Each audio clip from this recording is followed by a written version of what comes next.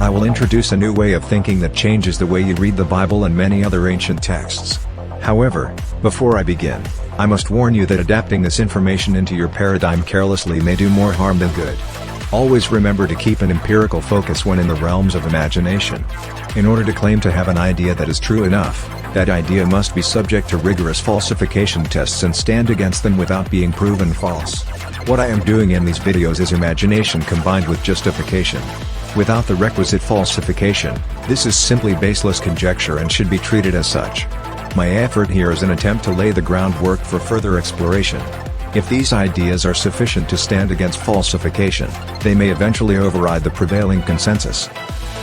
As I mentioned before, Noah found the land of Egypt. The etymology for the word Egypt roots back to the word Egyptus, meaning forbidden. The Egyptian name, Kemet, means black country.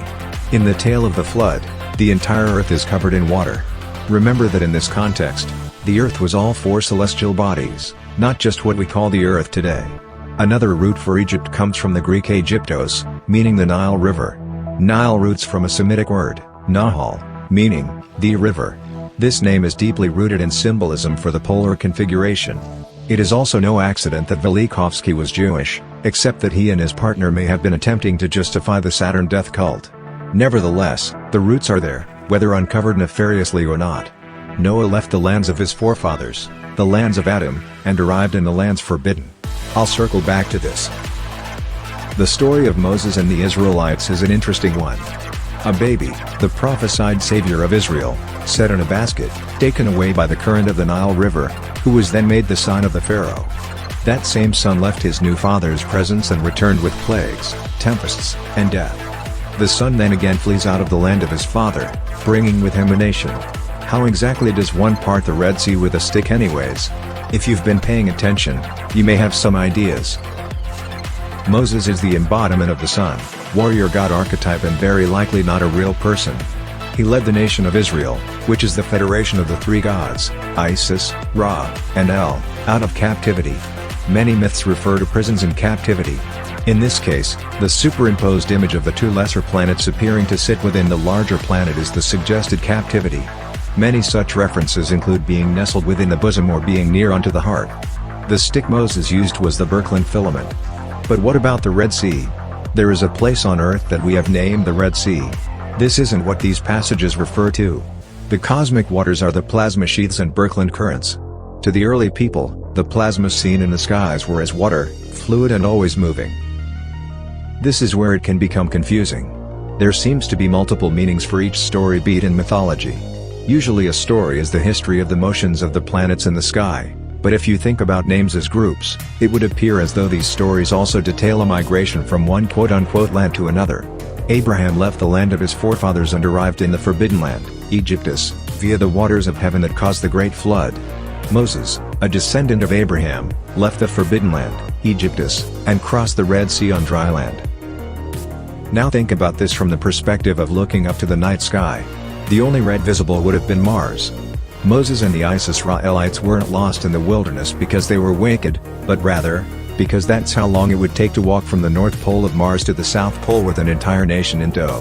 Once they finally found the Promised Land, they arrived on the sphere we call Earth. This isn't necessarily what the myths mean, but it is one possible meaning. I am undecided whether or not the myths were only depictions of the motions of the planets as archetypal gods or if they have this dual meaning where names are the names of titles and groups. However, if we start to look at other cultures, it becomes clear that most of them talk about a white people coming down because the planets are up, from the quote-unquote north, teaching them all manner of science and magic.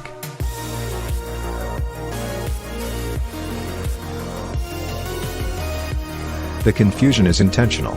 Those who would control our world often reshape history to fit the Semitic frame.